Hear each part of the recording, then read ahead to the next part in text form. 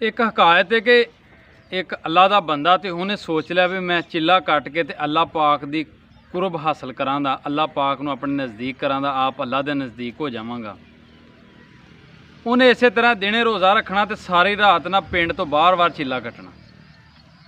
40 दिन का उन्हें जहन बना लिया, जिस दिन उन्होंने 36 दिन होए ना चिल्ला करदे नूं ते सुबह के टाइम ना उहदे दिल दे विचों एक आवाज़ आई कि तू तांबे की मार्केट च जा।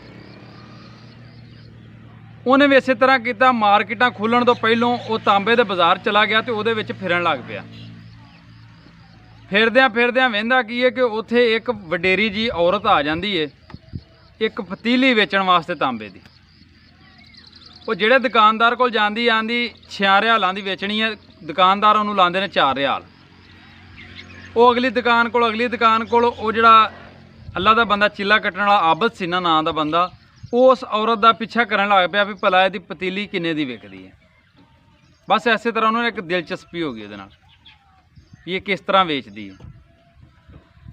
वो इस तरह 3-4 दुकानों पर गई तो पैसे सारे 4-4 रियाल ले, लेकिन वो औरत ना दवे। खीर एक दुकान पर चली गई तो उन्होंने जाके दुकानदार ना अपने काम च मसरूफ सी, उन्होंने औरत आवाज़ मार के आखदी कि आ पतीली मैं तांबे की 6 रियालां च वेचनी है, तुसीं लै सकदे हो। उन्हें औरत वाल मुड़ के वेख्या तो आंदा तुसां 6 रियालां दी क्यों वेचनी है, की तुहाडी मजबूरी है। औरत आंदी कि मेरा पुत्र बीमार है तो मैं उसकी दवाई लैनी है, तो हकीम जिहड़ा उन्हें नुस्खा लिख के दिता है 6 रियाल का नुस्खा वे। वो दुकानदार आंदा माँ जी ये तुहाडी पतीली तो बहुत ज़्यादा कीमती है, तुसीं इहदे थोड़े पैसे क्यों मंगदे जे पे, ये मैं तुहाडी पतीली जिहड़ी है ना ये 25 रियाल की लां दा। वो औरत आंदी तू मेरा मजाक उड़ा रहा। उन्हें कहा नहीं माँ जी मैं 25 रियाल की लैन वास्ते तैयार हाँ। वो 25 रियालों की उन्हें पतीली लै ली, औरत ने 25 रियाल ले तो चली गई।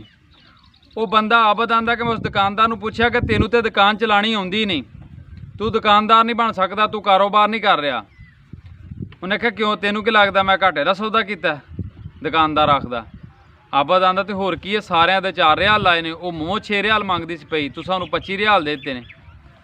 आंदा तू उसकी गल नहीं सी सुनी कि मैं पुत्र की दवाई लैनी है, मेरा पुत्र बीमार है, मैनू भी पता है पतीली इन्ने दी है, पर मैं ना एक हफ्ते वास्ते उन्होंने पैसे दे तेन उसकी पुत्र की दवाई दे तो घर के राशन दे भी, क्योंकि घर के होर जिहड़े बर्तन ने ना वो इनू ना वेचने पैण। वो जिहड़ा आबद आंदा मेरे दिल दे विचों इस तरह आवाज़ उठी कि अल्लाह का कुरब तो इस तरह हासिल किया जा सकता है। मैं एवें रातां नूं जाके चिला करना वा, ਉਹਦੇ मजलूम ਉਹਦੀ गरीब आवाम ਉਹਦਾ हथ फड़ो तो आप ही अल्लाह पाक तुहाडे नज़दीक आए तो तुसीं उन्हां दा सहारा बनो, किसी बेवा की मदद करो, गरीबां दा हमदर्द बनो। वो आंदा भी मेरे दिल ने तस्लीम किया कि अल्लाह पाक दा कुरब इस तरह हासिल हुंदा है। मैनूं ये नहीं पता है हकायत सच्ची है या झूठी है, लेकिन ये जिहड़ा एक सबक है ना वो बड़ा ही प्यारा वे। मैनूं सबक बहुत दिलचस्प लगा सी, तां करके मैं सोचा तुहाडे नाल शेयर करा। तो मैनूं उम्मीद है तुहानूं भी अज की गल मेरी पसंद आई होएगी, तुसीं भी इहदे ते अमल जरूर करियो। इंशाअल्लाह अल्लाह दा कुरब तुहानूं भी हासिल जरूर होएगा।